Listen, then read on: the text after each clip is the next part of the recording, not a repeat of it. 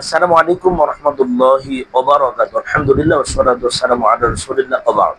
সম্মানিত দিনী ভাই এবং বোনেরা, গুরুত্বপূর্ণ স্বপ্ন সংক্রান্ত একটা প্রশ্ন আসছে। একজনের প্রশ্ন, মোহতারাম শাইখ, আমি স্বপ্নে প্রায়ই আমার স্ত্রীর গোপনাঙ্গ আমি দেখতে পাই। স্ত্রীর গোপনাঙ্গ আমি স্বপ্নে প্রায়ই দেখতে পাই। অর্থাৎ স্ত্রীর গোপনাঙ্গ দেখার অর্থটা কি জানালে উপকৃত হবো। চমৎকার গুরুত্বপূর্ণ একটা বিষয়। স্বপ্ন ভাই বিভিন্ন সময় বিভিন্ন ধরনের হতে পারে, কখনো ওয়াসওয়াসাও হতে পারে। স্বপ্নে একজন স্বামী তার স্ত্রীর দেহ দেখার স্বপ্ন দেখেন, তখন এটি অবস্থার উন্নতির ইঙ্গিত দিতে পারে, আপনার অবস্থার উন্নতির ইঙ্গিত দিতে পারে। এবং যদি তারা স্বপ্নে একসাথে থাকে, তবে দুর্দশা থেকে মুক্তি পাওয়া যায়। স্বপ্নে যদি উভয় একসাথে থাকে, দুর্দশা থেকে মুক্তি পাওয়া যায়। যাই হোক, যদি সে তার স্বপ্নে দেখে যে তার শরীর স্পর্শ করছে, তাহলে এটি প্রতীকী হতে পারে যে সে অসুবিধা বা প্রতিযোগীদের কাটিয়ে উঠবে।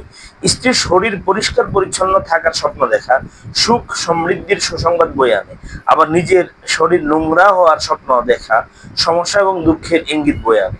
যদি স্বামীর স্বপ্নে এমন একটা দৃশ্য ঘটে যেখানে তার স্ত্রীর দেহ অন্যদের সামনে উপস্থিত হয়, তবে এটি একটি কেলেঙ্কারির সম্ভাবনা বা জনসম্মুখে বিব্রতকর পরিস্থিতির ইঙ্গিত দিতে পারে। যদি সে তার স্বপ্নে দেখে যে তার দোষ কেবলমাত্র তার সামনে উপস্থিত হয়েছে, অদূর ভবিষ্যতে তার গর্ভাবস্থায় খবর বলতে হবে।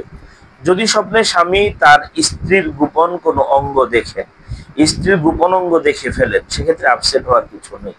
এটা আপনার অবস্থা, বৈবাহিক অবস্থা।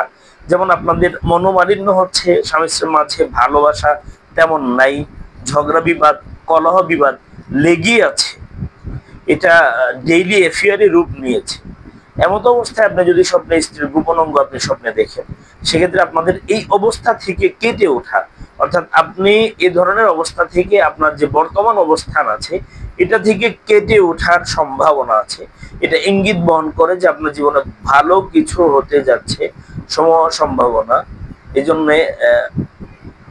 আমরা স্বপ্ন সংক্রান্ত প্রশ্নগুলোর ব্যাপারে আমরা খুব সিনসিয়ারলি আমরা প্রশ্ন করব এবং জবাবগুলা বুঝে শুনে নেওয়ার চেষ্টা করবো ইনশাআল্লাহ। এজন্য আমরা স্বপ্নের কথা সকলের কাছে আমরা শেয়ার করব না। আল্লাহ আমাদের বোঝার আমলের তৌফিক দিন, আমিন।